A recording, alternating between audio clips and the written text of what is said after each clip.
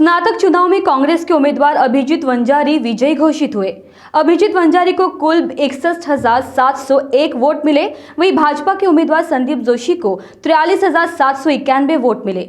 वहीं तीसरे नंबर पर अपक्ष उम्मीदवार अतुल खोबरा गड़े रहे, जिन्हें 12,066 वोट मिले। जीत के बाद अभिजीत वंजारी ने इस जीत को संगठन की जीत बताया। आइए पहले सुनते हैं अभिजीत वंजारी ने क्या कहा। पुरानी जो मतदार यादी थी वो खत्म हो गई थी, वो रद्द हो गई थी। इसलिए नए सिरे से मतदार नोंदणी का कार्यक्रम हम लोगों ने नेताओं के माध्यम से, कार्यकर्ताओं के माध्यम से, संगठनों के माध्यम से, शिक्षण क्षेत्र के लोगों के माध्यम से हमने वो शुरू किया और अच्छा प्रतिशत उस पर मिला। प्रचार को समय मिला क्योंकि कांग्रेस पार्टी ने और महाविकास आघाड़ी ने मेरी उम्मीदवारी पहले ही जाहिर कर दी थी और इन सब चीज़ों का मुझे फ़ायदा हुआ। सारे नेता, कार्यकर्ता, सारी संगठनाएं साथ में थी, उसका बड़ा फ़ायदा हुआ। एकता में कितना दम है ये इस चुनाव के माध्यम से हम सबको देखने को मिला। इस चुनाव के बारे में अधिक जानकारी देने के लिए हमारे साथ जुड़े हैं हमारे संवाददाता अमित वांद्रे। अमित, हमें बताइए कि अभिजीत वंजारी की जीत होगी, इस बात का अंदाजा था क्या, या उन्हें दूसरे राउंड में मिले आघाड़ी से ये जीत उनकी निश्चित हुई? जी, सबसे बड़ी बात यह है कि नागपुर पदवीधर चुनाव, नागपुर स्नातक चुनाव जो है वो हमेशा ही बीजेपी का गढ़ माना जाता है। 1980 में बीजेपी की स्थापना हुई थी। उसके पहले आरएसएस की विचारधारा के जो लोग थे, व्यास जी होंगे या उसके पहले फडणवीस जी थे, और उसके बाद गडकरी साहब आए, उसके बाद अनिल शोले और अभी संदीप जोशी। यह हमेशा ही जो है वो बीजेपी का गढ़ माना जाता है। 58 साल से ये जो गढ़ है वो अभी तक बीजेपी के पास काबिज था, लेकिन इस बार जो है उसमें सेंध लगाने का काम कांग्रेस ने किया है और ये पहली बार है जब कांग्रेस ने इस चुनाव को काफ़ी सीरियसली लिया है और उसी का नतीजा है कि कांग्रेस इस चुनाव में काफ़ी जो चुनाव में है वो जीत दर्ज की है। वही जब हमारी बात कांग्रेस के शहर अध्यक्ष विकास ठाकरे से हुई है, उन्होंने भी इस बात को कबूला है कि अब तक जो है कांग्रेस इस चुनाव को किसी भी तरह से सीरियस नहीं ले रही थी। उसी के कारण जो है बीजेपी का हमेशा ही गढ़ रहा और जब कांग्रेस ने इसे सीरियस लिया तो उन्होंने इस गढ़ में सेंध लगा दी है। इसको आपको पता होगा कि इससे पहले 2008 और 2014 में जो है बबन राव तायवाड़े जो कांग्रेस के लीडर है वो जो स्थानक चुनाव के लिए खड़े हुए थे, लेकिन उनके पीछे ये कांग्रेस का अधिकृत उम्मीदवार उन्हें घोषित नहीं किया गया था। उसी के कारण वो 19,000 और 22,000 वोटों के साथ मौजूद थे। हालांकि वो कभी दोनों टर्म जो है वो इस चुनाव को नहीं जीत पाए। वो जो है वो अनिल शोले से भी हारे और नितिन गडकरी से भी हारे। इसका कारण सबसे बड़ा यही है कि कांग्रेस ने कभी उन्हें अधिकृत उम्मीदवार नहीं माना। इस बार जो है कांग्रेस के साथ महाविकास आघाड़ी, शिवसेना और राष्ट्रवादी के कार्यकर्ता भी मौजूद थे और उसी का नतीजा है कि अभिजीत वंजारी जो कांग्रेस के अधिकृत उम्मीदवार थे और कांग्रेस ने इस चुनाव में जो है पूरी ताकत लगा दी है और ताकत लगाने के बाद जो आंकड़ा है जो फिलहाल अभी सामने आ रहा है वो कुल मिलाकर अभिजीत वंजारी को 61,701 वोट मिले हैं और जो है और सेकेंड में जो है जोशी उन्हें 43,791 वोट मिले हैं। कुल मिलाकर जो है इनकी जो जीत है 18,910 वोटों से वंजारी जीते हैं। रिंकू जी बिल्कुल अमित, मुझे बताइए कि संदीप जोशी के हार के पीछे का क्या कारण हो सकता है? जी, इसके पहलू कई सारे हो सकते हैं। अब जो पदवीधर जो होते हैं, जो स्नातक होते हैं, उनका वो अलग विचार से वोट करते हैं। बीच मध्य में जो काल हमारा कोरोना का काल गया नागपुर में, तो आप देखोगे कि संदीप जोशी का पुरजोर तरीके से तुकाराम मुंडे का विरोध करना एक कारण हो सकता है। दूसरी बात यह है कि स्थानीय चुनाव में इस बार नई लिस्ट जो है रजिस्ट्रेशन हुआ है वो एक कारण हो सकता है। उसी के साथ साथ जो है कि महाविकास आघाड़ी के एक साथ आना वो एक बड़ी बात हो सकता है। कांग्रेस ने अधिकृत उम्मीदवार की घोषणा करना वो एक कारण हो सकता है। तो ये कई सारे कारण है। हो सकता है कि एंटी इनकम्बेंसी भी एक कारण हो कि 58 साल से जो है एक ही पक्ष जीत कर आ रहा है, तो वो भी एक कारण हो सकता है। दूसरी सबसे बड़ी बात यह है कि बहुजन समाज की जो वोट है इस बार पूरी तरह से कांग्रेस के पास आए हैं और ख़ास तौर पर ओबीसी समाज जिसे बीजेपी का कट्टर वोट माना जाता है, अब तक माना गया है, वो इस साल जो है इस बार कांग्रेस के तरफ जो है वो डाइवर्ट हुआ है। तो उसका भी खामियाजा जो पूरी तरह से बीजेपी को हुआ है, तो वही अपक्ष उम्मीदवार है उनका भी कुछ तरीके से जो है वो खामियाजा संदीप जोशी को मिला है। कुल मिलाकर संदीप जोशी के हार के कई सारे पहलू हो सकते हैं। सबसे बड़ा कारण अगर आप देखोगे पदवीधरों ने और ये इस चुनाव में जो मुद्दा गरमाया था वो यही था कि तुकाराम मुंडे को के ट्रांसफ़र करने के पीछे सबसे बड़ा कारण जो है वो संदीप जोशी है। बार बार उनका खुले तौर पर तुकाराम मुंडे का विरोध करना एक कारण था और उसी कारण जो है इस चुनाव में संदीप जोशी की हार हुई ऐसा कह रहे हैं। लेकिन संगठन हमेशा ही मजबूत होता है। बीजेपी का पारंपरिक जो वोट है वो अभी भी स्टेबल है। 43,000 के आसपास अगर वोट मिले हैं तो बीजेपी का संगठन कहीं भी कमज़ोर नहीं हुआ है। पिछले चुनाव में जो है हालांकि 10,000 से कम होता दिखाई दे रहा है। पिछले चुनाव में जो है 51,000 के साथ अनिल सोले ये चुनाव जीते थे। इस बार इन्हें जो 5वें राउंड की जो वोटिंग जो मतदान हुआ है उसमें 41,000 वोट मिले। 10,000 का जो आंकड़ा है वो कम हुआ है। लेकिन ये पारंपरिक वोट थे क्या, ये सवाल है। यही सवाल हो सकता है क्योंकि इस बार नई रजिस्ट्रेशन जो है वो काफ़ी बड़े तरह से हुई है। 2,06,000 टोटल वोटर्स थे, उनमें से 1,32,000 के ऊपर जो है वो मतदान हुआ है। 64% जो है 6 जिलों में मतदान हुआ है और उसी का खामियाजा जो है वो संदीप जोशी को उठाना पड़ा है। वही एक बात ये भी है कि अब तक जो है इस चुनाव में रजिस्ट्रेशन ज़्यादा नहीं हो रहे थे। वही मतदान का जो प्रतिशत है वो हमेशा ही 40-45 के पास रहता था। इस बार जो है मतदान का प्रतिशत भी बढ़ा है और रजिस्ट्री भी ज़्यादा हुई है और इसी के कारण जो है नए रजिस्ट्री जो हुई है वो टोटली जो है वो बीजेपी के खिलाफ जाती हुई दिखाई दे रही है और यही कारण हो सकता है कि संदीप जोशी इस चुनाव में हारे हैं। तो इसका मतलब अमित, तुकाराम मुंडे का विरोध करना ये संदीप जोशी को भारी पड़ा?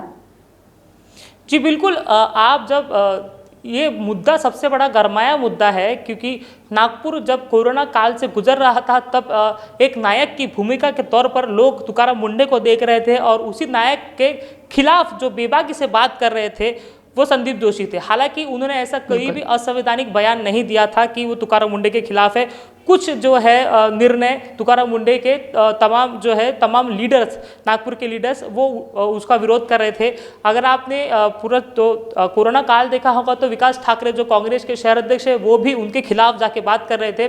संदीप जोशी बेबाकी से उनके खिलाफ बात कर रहे थे। लेकिन जनता के दिल में एक छवि तुकाराम मुंडे की ऐसी है कि वो नायक थे। उन्हीं के कारण जो है नागपुर में कोरोना का संक्रमण नहीं बढ़ा था और उन्हीं के कारण नागपुर एक सुरक्षित हाथों में था। ऐसी छवि तुकाराम मुंडे की बन गई थी और ऐसे में ही तुकाराम मुंडे का ट्रांसफर हो जाना और जो विरोध चल रहा था स्मार्ट सिटी को लेकर उसका उसी के कारण जो है तुकाराम मुंडे का ट्रांसफर हुआ, ये बात हुई। और संदीप जोशी उसके पीछे सबसे बड़ा मुख्य कारण हो सकते हैं, ऐसा लोगों को लगा। और तमाम चुनाव में आपने देखा होगा कि कई पोस्टर्स लगे जहां पर संदीप जोशी का एक फोटो लगाया गया, उसी के बाजू में जो है तुकाराम मुंडे का फोटो लगाया गया और ये बताया गया कि एक नायक को नागपुर सिटी से बाहर निकालने का सबसे बड़ा भूमिका किसकी होगी तो वो संदीप जोशी की थी। और यही प्रचार का मुद्दा रहा और इसी के मुद्दे को लेकर कुछ लोगों के जो मत है वो डाइवर्ट भी हुए हैं। हालांकि इसको अगर आप पूरे तब्दीली से देखें तो आपको ये पता चलेगा कि सिर्फ तुकाराम मुंडे का विरोध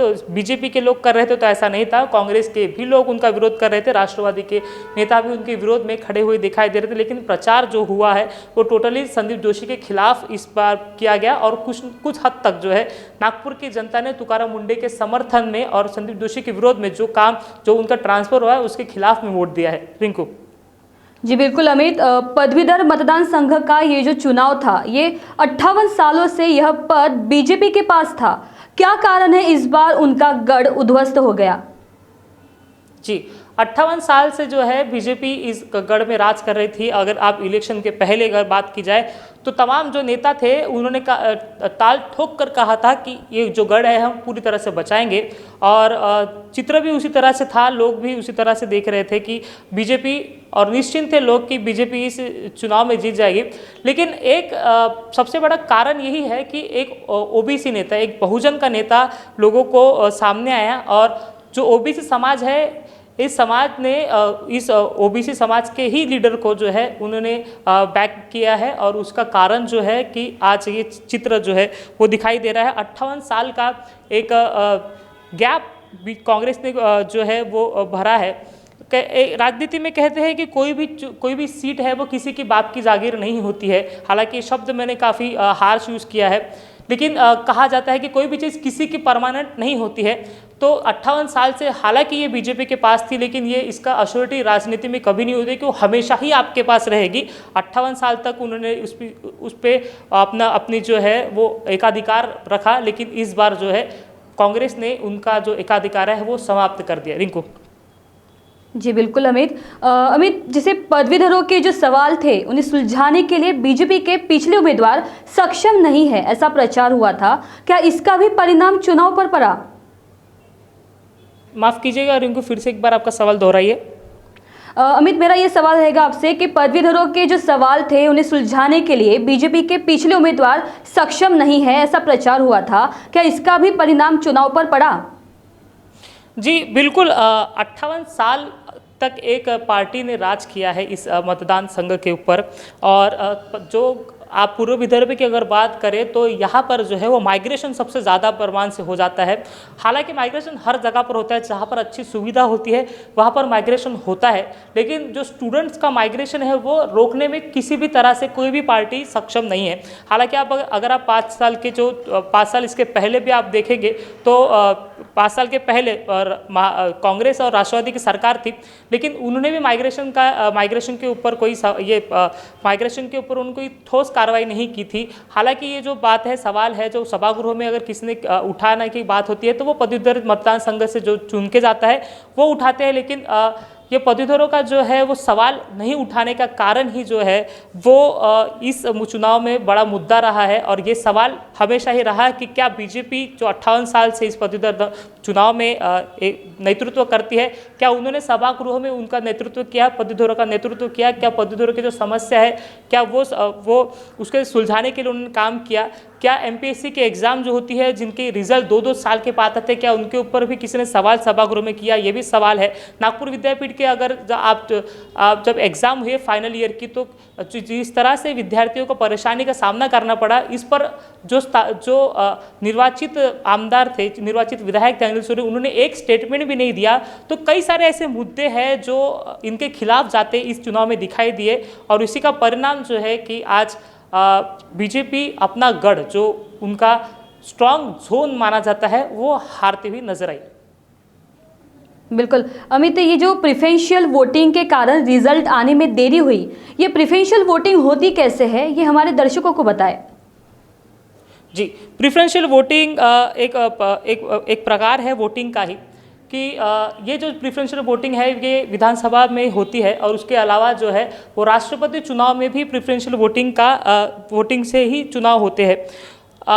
इस बार जो है प्रेफरेंशियल वोटिंग का जो काम होता है, किस तरह से होता है कि टोटल जो मतदान होते हैं उसका 50% प्लस एक मतदान जो है उसके हिसाब से आपको विनर मिलता है। तो जो 5 राउंड 1,32,000 जो मतदान थे उसमें से 50% अगर आंकड़ा निकाले तो 60,000 के आसपास हो जाता है।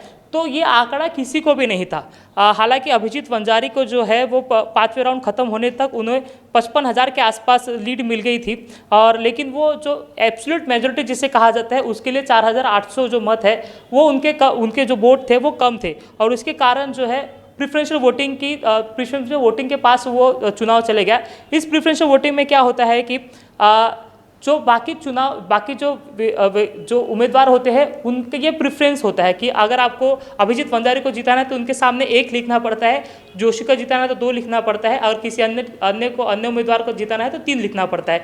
अगर पहले मेजोरिटी में अगर आप नहीं लाते हो 50% मेजोरिटी तो ये काउंट होता है प्रेफरेंशियल वोटिंग में।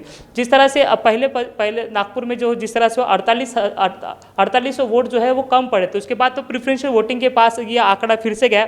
तो जो सबसे कम जिसके पास वोट है उन्होंने दूसरी पसंद किसको दी है वो वोट काउंट होते गए, और ऐसे टोटल मिलाकर 17 राउंड उसमें हुए, और 17 राउंड के बाद जो है अभिजीत वंजारी को इस चुनाव में कुल मिलाकर 61,701 वोट मिले। बिल्कुल अमित, जैसे कि पिछले कुछ सालों से नेता सोशल मीडिया के जरिए लोगों तक पहुंचने की कोशिश कर रहे हैं, तो इस चुनाव में सोशल मीडिया की क्या भूमिका थी? जी, हर चुनाव में आजकल जो है सोशल मीडिया की कई सारी भूमिकाएं दिखाई दे रही है। अभी जो है चुनाव हारने के बाद एक वीडियो जो है वो वायरल हो रहा है। वो वीडियो है गडकरी जी का। उन्होंने कहा है कि किसी भी तरह से कोई भी सीट जो है वो किसी की पोती नहीं होती है।